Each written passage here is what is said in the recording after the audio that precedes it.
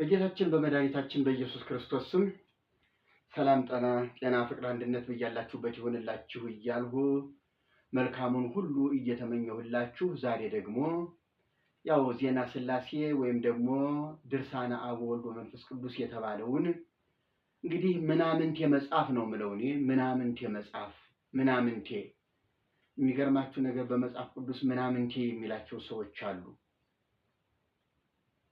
እና ምናምንቴ ማለት ለምግብም የማይሆን ለምንም የማይሆን የበከተ የተበላሸ በቃ እንደተጣለ ያለ ምናምንቴ ነገር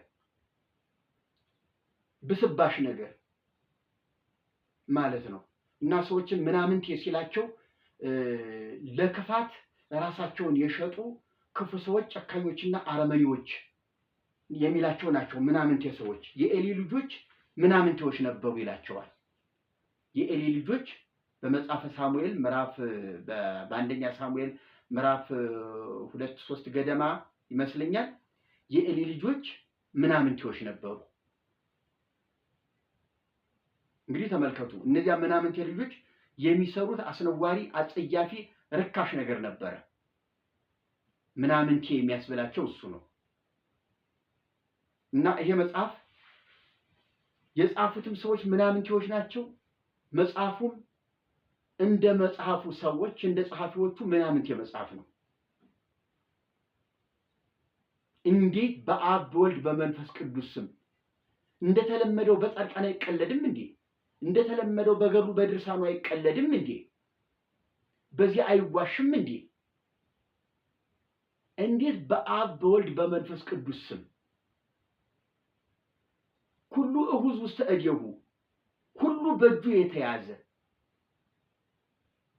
አዚ ዓለም በእራሁ ዓለምን በመሃል እጁ የያዘ የተባለለት ልዑለ ባህሪ ምጡቀ ባህሪ እግዚአብሔር እንዴት በዚህ አይነት ደረጃ ይለካል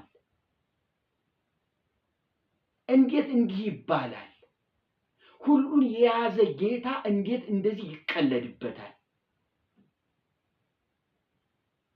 እንዴት እና ዛሬ ቀጣዩን አምስተኛ ክፍል ነው ይዤ ወደ እናንተ የመጣሁት እንቀጥላለን እንጨርሰዋለሁ ዜና ሥላሴ ማለት እንዲህ ነው ማለት እንድትችሉ ከመጀመሪያ 1 2 3 4 ብዬ ነው የመጣሁላችሁ የፈለጋችሁትን ትምህርት እያወጣችሁ መከታተል ትችላላችሁ ዋናዎቹ ግድፈቶች ብዬ እንዳለ ግድፈት የተሞላ ነው መጽሐፉ ደህና ነገር የለውም መርጨ ስላችሁ የከፋውን የባሰውን ነው ስለዚህ ዜና ሥላሴ ማለት ይህ ነው ማለት እንድትችሉ ገጹን ቁጥሩን እየነገርኳችሁ ነው እና ቁጥር 5 ደርሻለሁ ዛሬ እንቀጥላለን ከዚያ በፊት ግን እስቲ ከመጽሐፍ ቅዱስ አንድ ክፍል እናንብብ ኃላፊነት እንዴት እንደሆነ ግዴታን መወጣት እንዴት እንደሆነ እስቲ አንድ ክፍል ከመጽሐፍ ቅዱስ እንመልከት በዮሐንስ ወንጌል ምዕራፍ 21 ቁጥር 15 ላይ ጌታችንና ጴጥሮስ እንዲህ ተነጋግረዋል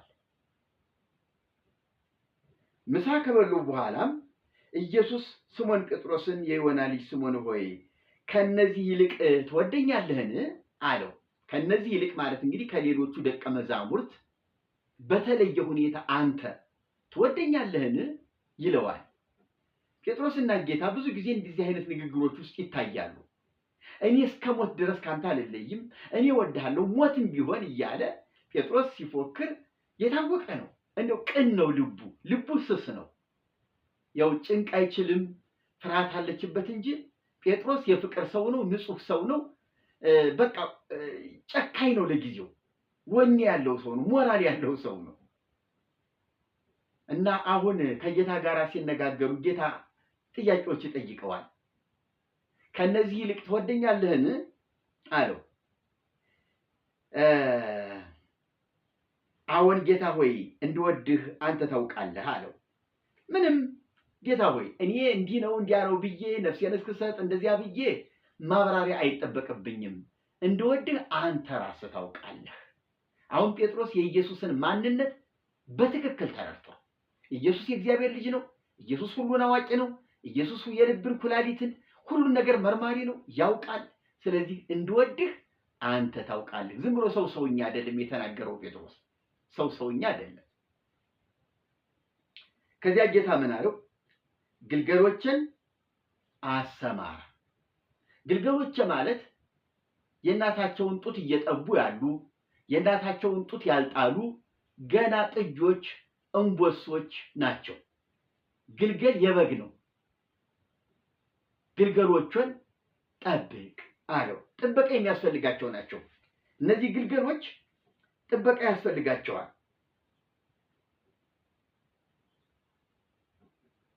እና ክትትል የሚያስፈልጋቸው፣ መሰማራት የሚያስፈልጋቸው፣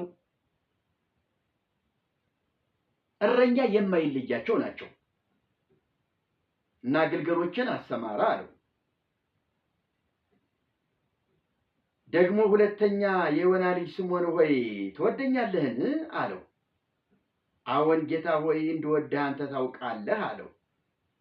ጠቦቶችን ጠብቅ አለው።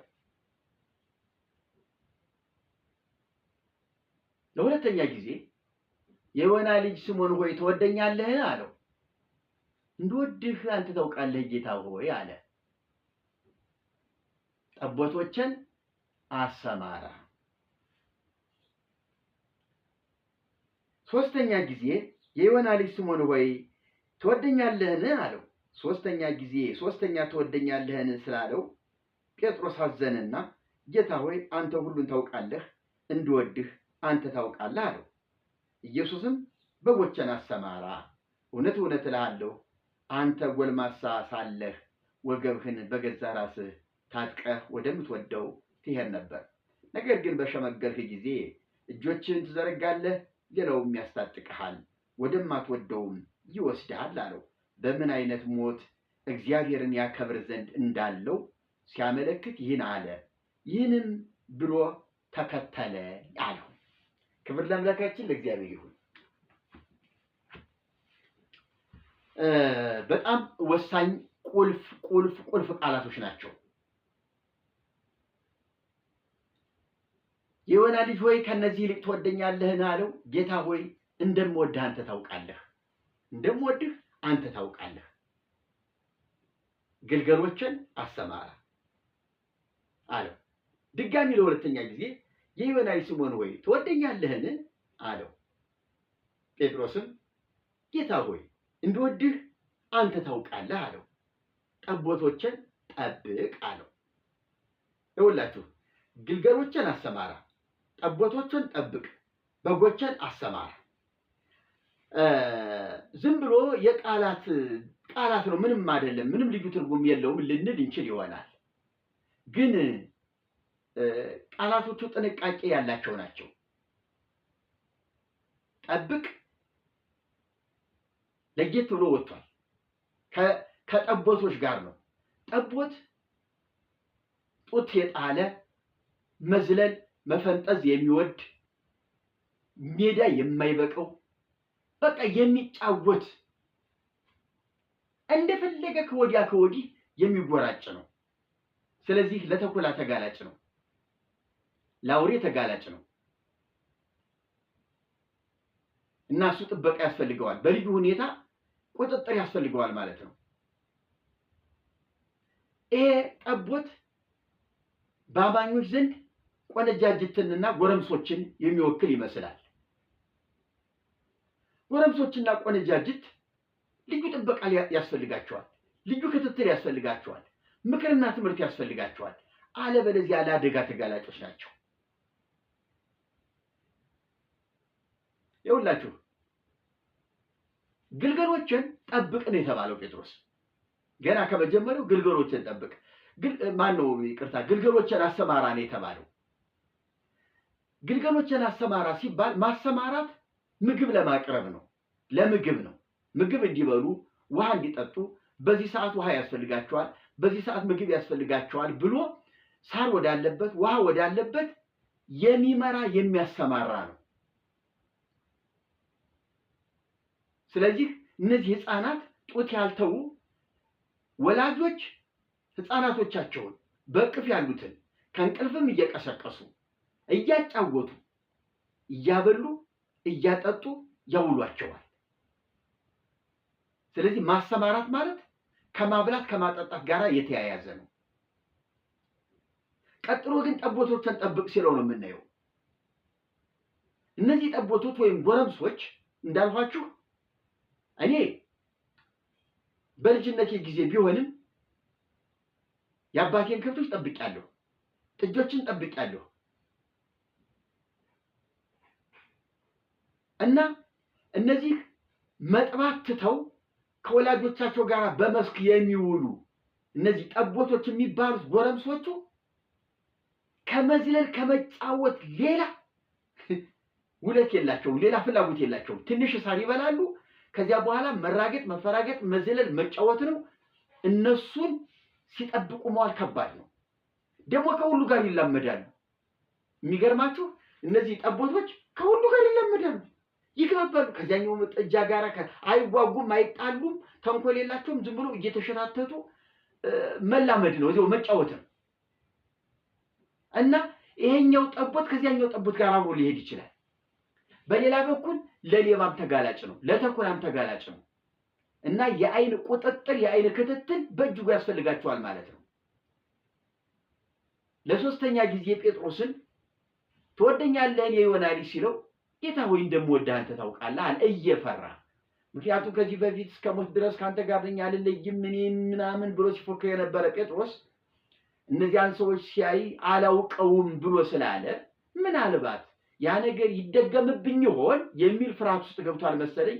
ፈርቶ ጌታ ሆይ እንደምወድህ አንተ ታውቃለህ በማለት የፍርሃት ንግግር ነው ሲናገር የሚታየው። ጌታ ግን በጎችን አሰማራ ነው ያለው። አሁን እንግዲህ መሰማራት ወደ መስክም ወደ ጫካም ወደ ተራራም ነው። ስለዚህ ሳር ወዳለበት እነዚህ ትልልቆቹ በጎች ሳር ወዳለበት ወደ ተራራው ወደ ጫካው ነው የሚሄዱት፣ ወደዚያ ነው የሚወሰዱ። ከዚያ ደግሞ ተኩላ አለ፣ ነብር አለ፣ ብዙ ጠላፊ አውሬ አለ። ስለዚህ እረኛው ተጠንቅቆ ነው እዚያ ውስጥ የሚጠብቃቸው። ልክ ግልገሎችን እናት በእቅፍ ይዛ እንደምታሰማራ። በነገራችን ላይ የወለደች ላም የወለዱ በጎችና ፍየሎች ከልጆቻቸው ጋር ነው ለተወሰነ ቀን የሚሰነብቱት። መጫቶች ናቸው፣ አራሶች ናቸው። ከቤት ሳር እየመጣላቸው ውሃ እየቀረበላቸው ያንን እየበሉ ልጆቻቸውን ያጠባሉ። ከልጆቻቸው ተለይተው አይውሉም። እነዚህ ሕፃናት ልጆች ገና በደንብ መጫወት መቦረቅ አልጀመሩም። ገና የእናት ጡት ፈልጎ መጥባት ገና አልቻሉም። ስለዚህ ዝም ብሎ የእናት ጡት ፍለጋ ዝም ብለው በየቦታው ነው እንደዚህ ሲሻሸቱ የሚውሉ። ስለዚህ እኛ ነን ጡት ወዳለበት ወደ እናቲቱ ጉያ የምናስጠጋቸው፣ አፋቸውና ጡቱን የምናገናኘው እኛ ነን። ከዚያ በኋላ ነው አይናቸው ተገልጦ ያለበትን ቦታ እያወቁ መጥባት የሚጀምሩት። ስለዚህ መሰማራት ያስፈልጋቸዋል ማለት ነው። እነዚህ ትንንሾች ግልገሎች እረኛ ያስፈልጋቸዋል፣ ስምሪት ያስፈልጋቸዋል። እናትም እኮ ወልዳ ለ40 ቀንና ከዚያም በላይ ለ80 ቀን ምናልባትም ዓመት 2 ዓመት ሁሉ እኮ ልጇን እያጠባሽ ነው የምትቀመጠው። ወላጅ እናት እያጠባሽ ነው የምትኖረው ጡት እስኪተው ድረስ። ከዚያ በእግሩ መሄድ ሲጀምር ከጎረቤት ልጆች ጋር እንዲጫወት ትፈቅድለታለች፣ ለዚያውም ከዓይኗ ቁጥጥር ሳይጠፋ። ይሄ እንግዲህ ግልገል ነው። ገና ወደ ጠቦትነት ሲደርስ ደግሞ ከቤት ይወጣና ወደ መስክ መሄድ ይጀምራል። ይሄ ደግሞ ሌላ ጥበቃ፣ ሌላ ክትትል ያስፈልገዋል ማለት ነው። ብዙም ማያውቃቸው ያልተላመዳቸው ነገሮች አሉ። ለአደጋ ሊጋለጥ ይችላል። እናት ልጅን እንደዚህ ትጠብቃለች። እረኛስ? አሁን ጌታ ተናገረ። አንድ አገልጋይ አማኞችን ምዕመናንን እንዴት ነው የሚጠብቀው? ሕፃናቱን እንዴት ነው የሚያሰማራ? ጠቦቶቹን እንዴት ነው፣ ቆነጃጅትን ጎረምሶቹን እንዴት ነው የሚጠብቅ? አረጋውያኑን እናቶቹን እንዴት ነው የሚያሰማራ? እረኛ፣ ቄሱ፣ ጳጳሱ፣ መምህሩ፣ ሰባኪው እንዴት ነው ምዕመናንን የሚያገለግሉ? ኃላፊነታቸውን እየተወጡ ነው ወይስ አይደለም? እንግዲህ እኔ ስለ እኔ ቤተክርስቲያን ነው የምናገረው በአብዛኛው። ሌሎቻችሁ የራሳችሁን ቤተክርስቲያን ታያላችሁ፣ ትመለከታላችሁ፣ ጉድለቱን በትልቁ ታያላችሁ። እንደኔ የተቆጫችሁ ካላችሁ፣ እንደኔ ያመማችሁ ካላችሁ ቸርቻችሁን ተይበሉ። ውጡና ወደ ሚዲያ ተይ አንቺ ቤተክርስቲያን በሉ፣ ተነጋገሩ። አይ ገመናዋን አሳልፌ አልሰጥም እያላችሁ ከእግዚአብሔር ጋር አትጣሉ። ይሄ ነገር ስር ሰዶ በቅሎ አድጎ ዛፍ ከሆነ በኋላ ነቅሎ መጣል እጅግ ከባድ ነው። ቤተክርስቲያን ትሞታለች።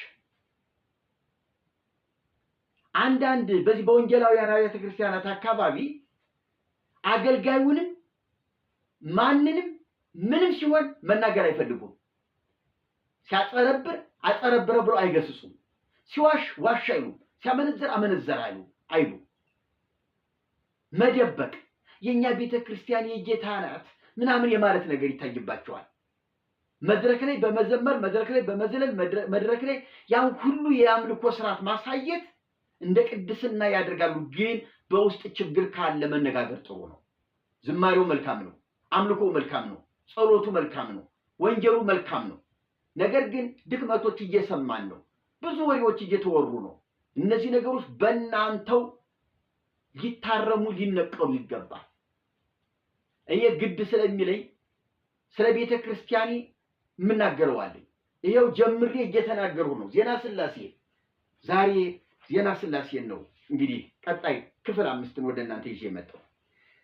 ከባለፈው ቁጥር 4 ላይ አንድ ነገር አንብቤ ገርሞኝ ያንን አይቼ ነው የጨረስኩት ክፍል 4።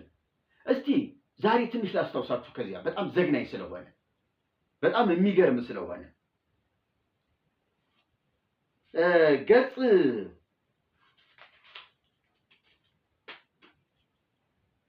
የጥር ድርሳን ነው። ገጽ 88 ላይ ነው። ሥላሴን የሚዘክር ሰው እንግዲህ ጥር 7 አለ፣ ሐምሌ 7 አለ፣ በየወሩ በሰባት አለ። ብቻ በሥላሴ ስም ብሎ የሚዘክር ሰው እንዴት ሥላሴ ከፍ ከፍ እንዳደረጉትና የሰጡት ክብር የደረሰበት የማዕረግ ደረጃ ምን እንደሆነ ባለፈው ነግሬያችኋለሁ። ዛሬም እስቲ እንደው እየገረማችሁ እየዘገነናችሁ ስሙት። ከዚህ እንነሳ ብዬ ነው ዛሬ። ከመሞቱ አስቀድሞ 7 ቀን ሲቀር እኛ ወደሱ መጥተን ንስሐ እንሰጠዋለን። በዕለተ ሞቱ መላእክት ክንፎቻቸውን ዘርግተው እንደ ክረምት ደመና ይጋርዱታል። ተቀብለን ወደ ሰማይ ልናሳርገው ወደሱ እንመጣለን። ባሕረ እሳትን አሻግረን ብርሃን ወዳለበት ሀገር እናገባዋለን። መላእክትም ሁሉ ያ ሰው ያለበትን አያውቁትም። ያን ሰው ፍርሃት፣ ረዓድ፣ መታወክ እንዳይደርስበት ሰማይና ምድር ሲያልፉ አናሰማው። ግሩም ፍርድ በሚሰጥባት በዚያች ቀን እናድነዋለን። መታሰቢያችንን ቢያደርግ እናስበዋለን። በዚያች ቀን በፊታችን አያፍርም፣ ከኛ ጋርም ይኖራል። ኃጥአንንና ጻድቃንንም ይሰናበታቸዋል። ከመፍጠር በቀር ሁሉ ይቻለዋል። እኛ ባሰብን ጊዜ እሱም ያስባል። በዚህ ዓለም መታሰቢያችንን ያደረገ እኛ ባደርንበት አብሮን ያድራል። በሚመጣውም ዓለም ፈጽሞ ይከብራል። እነሆ የብርሃን ቤት ይሰጠዋል፣ ይገባዋል። ያን ሰው መላእክት ያጅቡታል። መብረቅ የያዙ አሉ፣ ሰይፍ የያዙም አሉ፣ የመብረቅ ሾተል የያዙ አሉ፣ የክብር አክሊል የተቀዳጁም አሉ፣ አንደበታቸው እሳት የሆኑም አሉ። እንግዲህ እነዚህ ሁሉ መላእክት ያጅቡታል ማለት ነው። ይቀጥላል። መላእክት በቃ ይገርማቸዋል። ኃይላትና መናብርት ያመሰግኑታል፣ መኳንንትና መሳፍንትም ያከብሩታል። በዚህ ቀን ከኛ ጋር ይቀመጣል፣ ፍጥረት ሁሉ ይገዙለታል። መላእክተ ጽልመት ግን አይቀርቡትም፣ ሽማግሌዎችም ያከብሩታል፣ ነቢያትና ሐዋርያትም ይዘምሩለታል፣ ካህናትና ዲያቆናትም ያወድሱታል። የተሰወረው ምስጢርም ይገለጥለታል። በሀገሩ ሁሉ ከኛ ጋር ነግሶ ይኖራል። ይገርማል። በእውነት በጣም በጣም የሚገርም ነገር ነው። እንዴት ምንድን ነው እየተባለ ያለው? ይሄን ያህል ክብር ሥላሴን በመዘከር ይሄን ያህል ክብር ከፈሰሰ መዳን ይሄን በስላሴ ዝክር ከተገኘ እውነት ለመናገር የስላሴ የኢየሱስ ክርስቶስ ሰው መሆን በከንቱ ነው ማለት ነው። በከንቱ ሞተ። አብ በከንቱ ልጁን ላከ። በእርሱ የሚያምን ሁሉ የዘላለም ሕይወት አለው፣ የማያምን ደግሞ ይፈረድበታል ያለው ሁሉ የት ገባ? አይገርምም? ነቢያት የሚያመሰግኑት፣ መላእክት የሚያወድሱት፣ ሐዋርያት የሚዘምሩለት፣ ካህናቱ ዲያቆናቱ እልል የሚሉለት። ኧረ ጉድ! ኧረ ጉድ! ኧረ ጉድ! ይገርማል እኮ ከመፍጠር በስተቀር ከኛ ጋር እኩል ነው፣ ከኛ ጋር ነግሶ ይኖራል። የዚሁን ሁሉ የጻድቃንን የሰማዕታትን የመላእክትን ምስጋናና ዝማሬ ይቀበላል። የሚኖርበትን ማንም አያውቅም ከስላሴ በስተቀር። ገና ከወዲሁ ነው እነዚህን ጻድቃንን ሰማዕታትን ሐዋርያትን ሁሉ የሚሰናበታቸው። ከወዲሁ ተሰናብቷቸው ይሄዳል። እሱ ከመጋረጃ ወደ ውስጥ ገባ፣ አለቀ። መኖሪያው እሱ እዚያ ውስጥ ነው። ከስላሴ ጋር እኩል ነው። ስላሴ የሚበልጡት በመፍጠር ብቻ፣ በተረፈ እኩል ነው። ከዚህ በኋላ ባለው ነገር ከመፍጠር በስተቀር ከዚህ በኋላ ባለው ነገር ከስላሴ ጋር እኩል ነው። እንደ አብ እንደ ወልድ እንደ መንፈስ ቅዱስ እኩል ነው።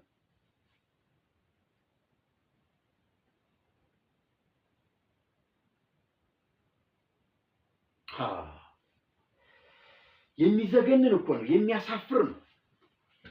የሚያሳፍር ነው። ታዲያ ይህንን የጻፉ እነ ሊቀ ሊቃውንት በጎችን እየጠበቁ ነው። ጠቦቶችን እየጠበቁ ነው። ግልገሎቹን እየጠበቁ ነው። ይሄ ነው መጠበቅ ማለት። ይሄ የሞት መልእክት አይደለም። ይሄ የውርደት መልእክት አይደለም። የሚያሳፍር የሚያሸማቀቅ መልእክት አይደለም።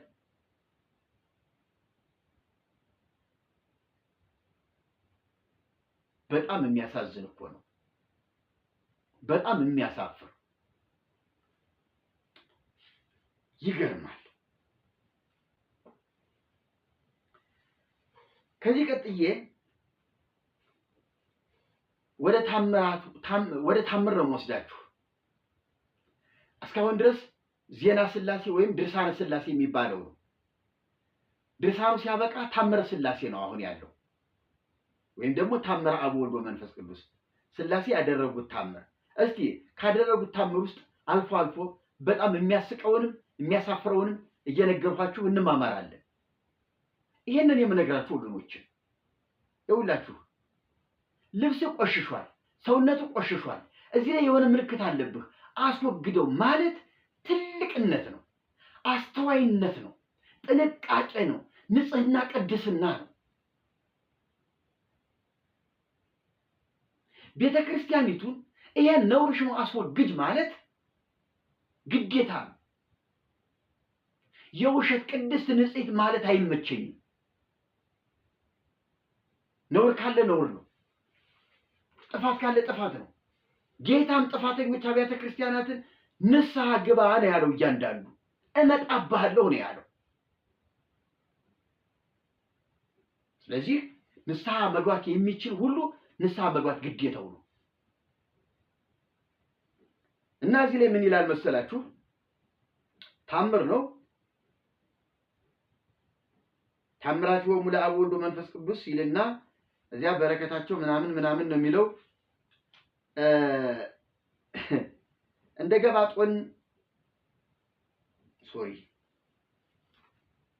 እንደ ገባጦን በሚባል ሀገር አንድ ሰው ነበር። ሰውየውም እግዚአብሔርን የሚፈራ መልካም ማድረግ የሚወድ ደግ ሰው ነበር። የአብ የወልድ የመንፈስ ቅዱስን መታሰቢያ ለማድረግ ይፋጠን ነበር። በአንዲት ቀን ቤተሰቡን ለመታሰቢያቸው እንዲሆኑ የአብ የወልድ የመንፈስ ቅዱስን በጎች ከበጎቼ ለዩ አላቸው። ይህንም ብሎ በጎቹን አሰማራቸው። ለስላሴም ከሰጣቸው በኋላ እነዚያ በጎች ረቡ፣ በዙ። የስላሴ በጎች አያችሁ። ይሄ በጎች እነዚህ በጎች ለስላሴ፣ እነዚህ በጎች የኛ እያለ የሱንና የስላሴን በግ ለየ ለብቻ። ያው እሱ ይጠብቃል፣ የስላሴንም እየጠበቀ ነው፣ ልክ እንደ ያዕቆብና እንደ ላባ። ግን የሚገርመው የስላሴ በጎች በዙ። ስላሴ ያዳላሉ ማለት ነው። እውነት ለመናገር ስላሴ እዚህ ላይ እኔ እንጃ ለምንድን ነው ሰውየው ለነሱ ብሎ በግ ሲሰጥ ወይ እኛም ደግሞ ያንተን እንባርካለን ብለው ቀድመው የሱን ያልባረኩ ለምንድን ነው? ለምንድን ነው ወደ ራሳቸው በጎች እንደው እንደዚህ አይናቸውን ልባቸውን የጣሉ? ለምንድን ነው? የእነሱ በጎች እኮ እየበዙ ሄዱ። የሰውየውስ ነውር አይደል እንዴ? ይሄ እኮ ሰውም እኮ እውነት ይህንን ያደርገዋል። እኔ ለአንድ ሰው ውለታ ብውል ያ ሰው ለእኔ ይውላል። ሰውየው የስላሴን የምዘክራቸውን በጎች ለዩልኝ፣ የስላሴ በጎች ተመርጠው እንዲሆኑ ብሎ ለብቻ መርጦ አስቀመጠ። የኛ በጎች ደግሞ እኔ ናቸው አለ። ስላሴ የራሳቸውን በጎች ማሽሞንሞን ጀመሩ፣ ማባዛት ጀመሩ። ጉድ እኮ ነው። በዱርም በተሰማሩ ጊዜ ነብር መጥቶ ከአብ ከወልድ ከመንፈስ ቅዱስ በጎች መካከል አንዷን በግ ወሰዳት። ነብር ነው። ጉድ ፈላበት።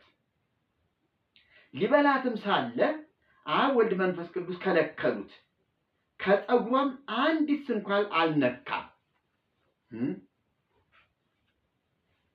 አደገኛ ቋጣሪዎች ናቸው። ወስደህ ጠብቃት፣ የጥርስህም ኃይል ስለት ይድከም አሉት። ወደ ማደሪያውም ወሰዳት። ሊበላ የወሰዳትን በግ ስላሴ መጥተው ጉሮሮውን እንቃጌ ይዞ አንዲት ጠጉሯን እንዳትነካ አሁን አንተ ወስደህ ጠብቅችን በግ አሉት። ሌላ ድኖ እንዳይበላ ጭራሽ ጥበቃ ገባ። የስላሴን በግ እንዳትበላ ኃይል ይድከም፣ ጥርስ ይድከም። በቃ የስላሴን ናት እያለ በቃ መጠበቅ እሷል። አሁን ችግሩ ሌላ ነብርም እንዳይበላበት ነው። ጠበቀው፣ ጠብቅ ተባለ። እነዚያን በጎች ከወሰደላቸው በኋላ ከተሰማሩበት ወደ ማደሪያቸው ተመለሱ። እረኞችም ባለበጉን በግን የዱር አውሬ ወሰዳት አሉት። ያም ሰው በሰማ ጊዜ ታምራት ታደርጋላችሁ ትባሉ አልነበረምን? ሰውየው በስላሴ ላይ ተቆጣ። በጉ ተወስዷል እንደተባለ ሲሰማ ያም ሰው በሰማ ጊዜ ታምራት ታደርጋላችሁ ትባሉ አልነበረምን? ገንዘባችሁንስ መጠበቅ አይቻላችሁምን? እኔም ከዚህ በኋላ አልማጸናችሁም።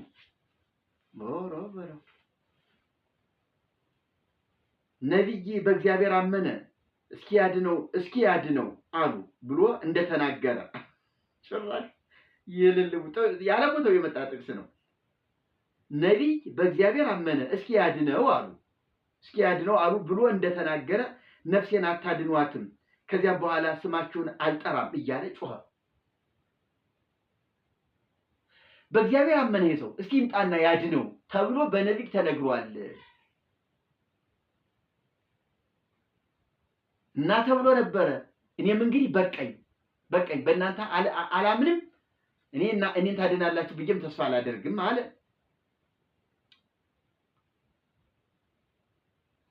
በቃ ወስኖ ቆርጦ ጨርሶ ተናገረ። ይህንም ከተናገረ በኋላ ወዲያው አብ ወልድ መንፈስ ቅዱስ ወደ ነብሩ ወርደው ተነስና ይችን በግ በእግሯ እንዳትሄድ ውሰዳት አሉት። ነብሩም አንስቶ በደረቱ ተሸከማት። ሂዶም ከከተማው በር ደረሰ። የሚገርም ነገር ነው። የከተማውንም ሰዎች በጋቸውን ተቀበሉኝ፣ እንዳልበላት አብ ወልድ መንፈስ ቅዱስ ከለከሉኝ። ይዣት ሲሄድ ከላይዋ ላይ አንዲት ጠጉር አልነካሁም። ልበላት ስቻኮል አብ ወልድ መንፈስ ቅዱስ አይተው ገንዘባችንን ለምን አመጣሃት? ወደ ቀደመ ማደሪያዋ መልሳት ብለው ገሰጹኝ። ይህንም ባሉኝ ጊዜ ተሸክሚያት ወደ እናንተ መጣሁ። እንግዲህ በእኔ ላይ መቅሰፍት እንዳይልኩ እሳትም እንዳያዘንቡብኝ ጸልዩልኝ። ተቆጥተው አይቻለሁና አራያቸው ምን ይመስላል? ምንስ ስፍራ ይችላቸዋል? ይችን በግ ልበላት ልቡናዬ በወደደ ጊዜ ፍላጎቴ ልቤ ተዘጋ፣ በጊቱን ለማየት አይኔ ታወረ፣ ጸጉሯንም እንዳልዳስስ እጆቼ ታሰሩ ብሎ ጮኸ። ሕዝቡም ሁሉ ይህን ነገር ሰምተው ፈጽመው አደነቁ። ከዚህም በኋላ በጊቱን ተቀበሉት፣ ሥላሴንም አከበሩ። ያም ሰው መታሰቢያቸውን ሊያደርግ ወደደ። ከዚህም ከኃላፊው ዓለም ተለይቶ መንግሥተ ሰማያት ገባ። ከአውሬው አፍ ያዳኗት ያችን በግ ብዙ ወለደች፣ ረባች። ልጆቿም ለአብ ለወልድ ለመንፈስ ቅዱስ መታሰቢያ እያረዷቸው እስከ ዛሬ ድረስ አሉ። ስሉስ ቅዱስ ሆይ በረከታቸው ይቅርታችሁ ይደርብኝ ብሎ ይደመድማል። አይገርምም? ወይ ድራማ ወይ ቀልድ ወይ ቀልድ። እንግዲህ ተመልከቱ፣ ሰውየው በጎች የሥላሴ በጎችና የራሱን በጎች ለይቶ ባለበት ሰዓት የሥላሴ በጎች በዙ ይላል። በዙ፣ በረከቱ፣ ቁጥራቸው በጣም እየጨመረ ሄደ። ከዚያ ግን አንዷን በግ ነብር ላፍ አደረገ፣ ወሰደ። ሊበላ ሲል አብ ወልድ መንፈስ ቅዱስ መጥተው አንዲት ጠጉር እንዳትነካ፣ ይልቅስ ወደ ቤት ወስደህ ጠብቃት አሉት። ወስዶ እየጠበቀ ኖረ። በመጨረሻም በጎቹ ወደ ቤቶቻቸው ሲመለሱ አንዷ በግ ጎላለች። በኋላ ሰውየው ተናደደ። እኔ በጎቻቸውን ማትጠብቁ ከሆነማ እኔንስም የመጠበቅ ምን ተስፋ አላችሁ? ምን ተስፋ አለኝ? እኔንስ እንደምትጠብቁኝ ምን ዋስትና አለኝ? ጭራሽ በጋቸውን አትጠብቁ? ታሳዝናላችሁ። እንዴት በግ አትጠብቁ? ልክ እኮ ተቆጣቸው እኮ። እኔ በቃ ከዛሬ ጀምሮ ለእናንተ አልደግስም፣ አልዘክርም፣ ምንም አልልም። ስለ እናንተ ያለኝ ነገር በቃ አብቅቷል። በቀኛ ነው። ከዚያ በኋላ ሰውየው አብ ወልድ መንፈስ ቅዱስ መጡና ወደ ነብሩ በልችን በግ በእግሯም እንዳትሄድ ታቅፈ ተሸክመ ይዘህ ለሰውየው ስጥ አሉት። ያ ነብር በጓን ተሸክሞ ታቅፎ ይዞ ወደ ከተማ ወሰደ። እዚያ በኋላ ሕዝቡን ሰብስቦ ያው እኔችን በግ ከመንጋ ወስጄ ልበላት ነበረ፣ ግን አብ ወልድ መንፈስ ቅዱስ ለምን በጋችንን አመጣ ብለው እንዳልበላ ጉረሮዬን ያዙ፣ እጄን ሽባ አደረጉ። ምን በቃ ጥርሴ ሁሉ በቃ ምንም መብላት አልቻለም። ሰውነቴ ሁሉ እስረኛ ሆነ። ስለዚህ አሁን ወስደህ ስጥ ተብዬ ነው፣ ያው በጋችሁ ይቻትላችሁ ብሎ ለሕዝቡ ሰጠ ተባለ። አብ ወልድ መንፈስ ቅዱስ እንዲህ አይነት ድራማ ይሰራል። እንዲሁ ለመሆኑ እውነት ለመናገር እንደዚህ አብ ወልድ መንፈስ ቅዱስ ብሎ ይሄን ስም መጥራት አይከብድም? እንዴ የምታደርጉትን ሁሉ በኢየሱስ ስም አድርጉ የተባለው እኮ ኢየሱስ የኛ ቤተሰብ ቤተኛ ስለሆነ በስጋ ስለተገለጠ በድካማችን በቃ እኛን ስለሆነ ፍጹም ሰው ስለሆነ ቤተኛ ስለሆነ በቃ እግዚአብሔር አብ ልጁን ለኛ ስለሰጠ እንደፈለገ ልጁን ኢየሱስ ክርስቶስ መድኃኒዓለም አማኑኤል እያልን የምንጠራው እንደ ቤተሰብ እንደ ወንድም የምንጠራው ቤተኛ ስለሆነ ፍጹም ሰው ሆኖ እኛን ስለተዛመደን እኮ ነው። እንዴት ዝም ብሎ ይህንን ታላቅና ግዙፍ ስም ለዚህ ስም እኮ መንቀጥቀጥ ይገባል። ጭራሽ እንዲህ አይነት የቀልድ ታምር፣ የድራማ ታምር በጣም የሚዘገንን ነገር እኮ ነው ወገኖች። በጣም ያሳፍራል። እንዴት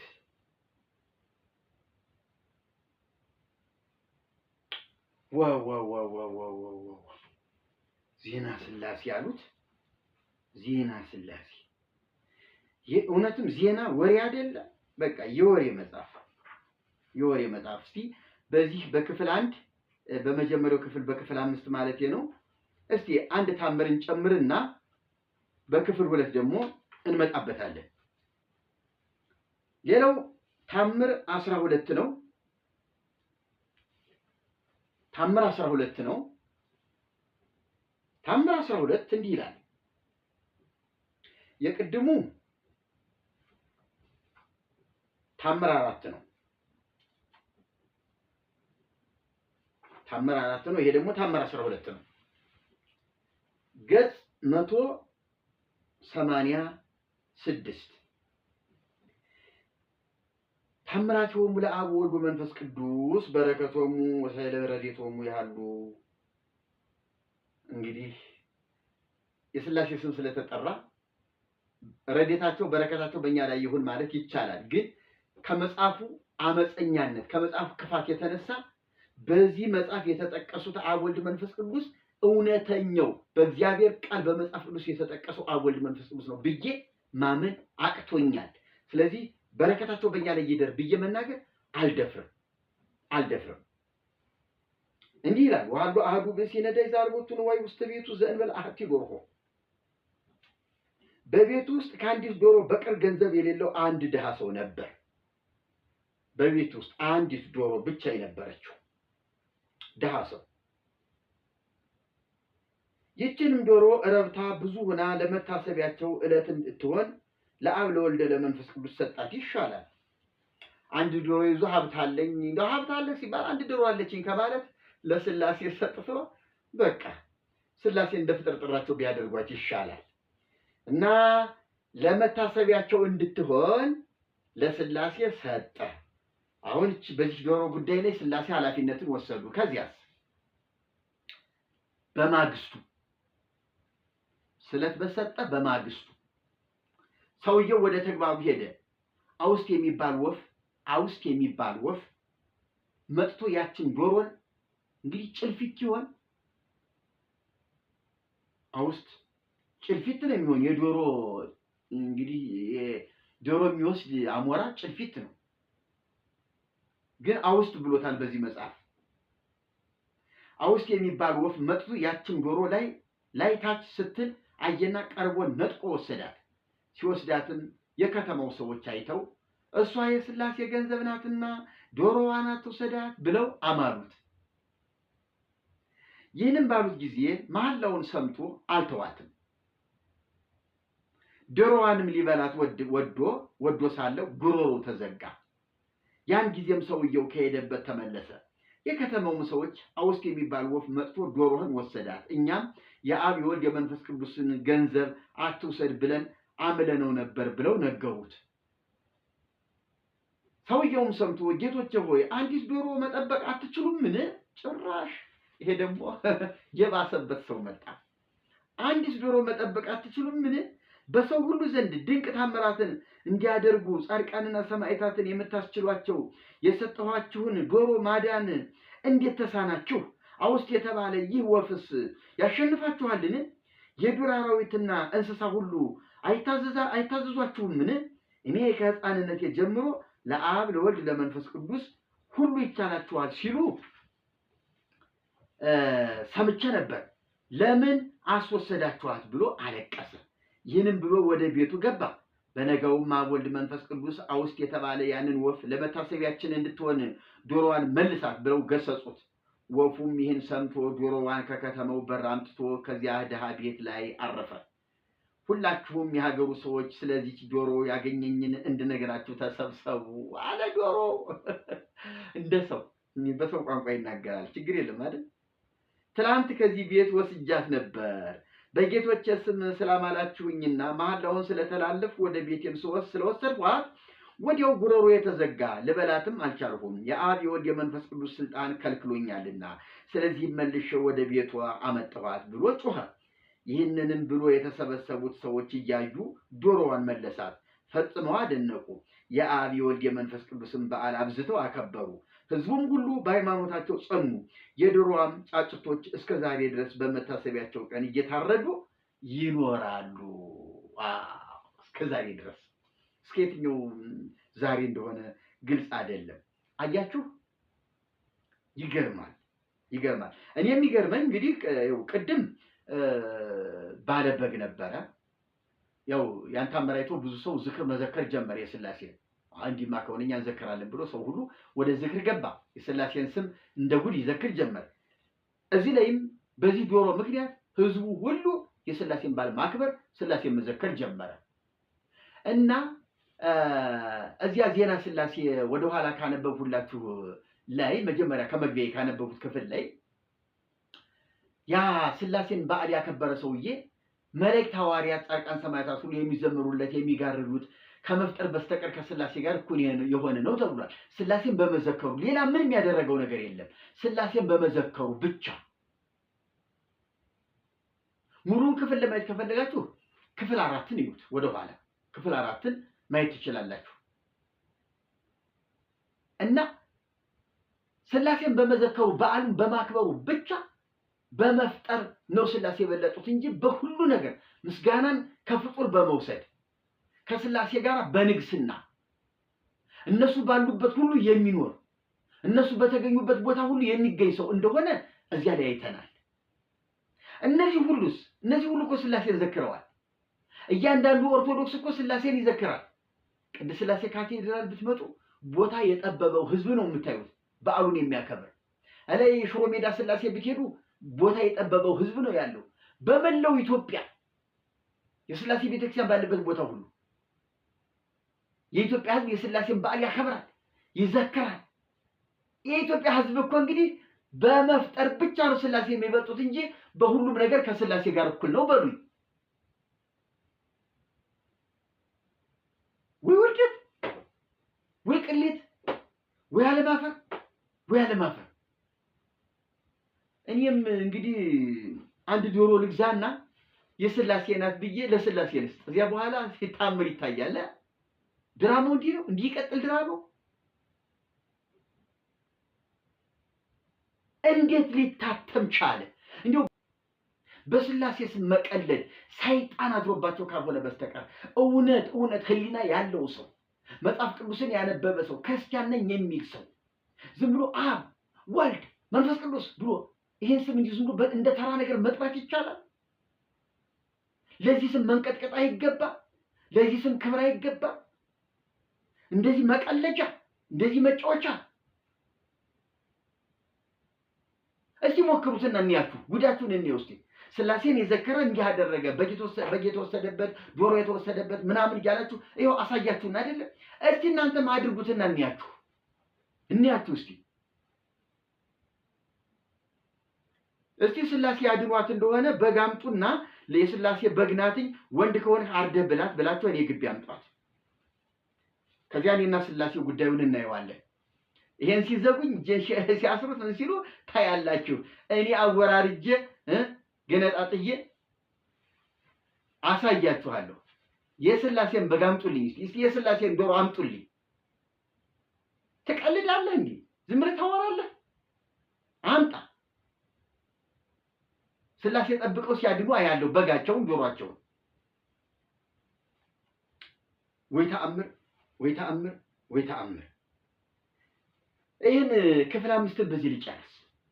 ወደ ክፍል 6 ነው የምንሄደው። ክፍል 6ን በቀጣዩ እንመጣበታለን።